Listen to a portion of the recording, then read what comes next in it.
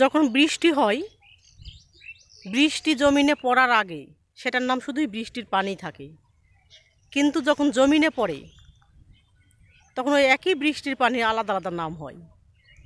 যদি ড্রেনের মধ্যে পড়ে হয়ে যায় ড্রেনের পানি, যদি পুকুরে পড়ে হয়ে যায় পুকুরের পানি, গর্তে পড়লে গর্তের পানি,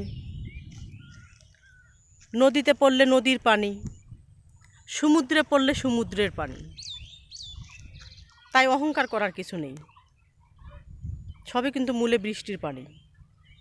এখন কে কোথায় পড়তেছে এটাই বিষয়, কিন্তু বৃষ্টির ফোঁটা কোথায় পড়বে এতে বৃষ্টির ফোঁটার কোনো হাত নেই।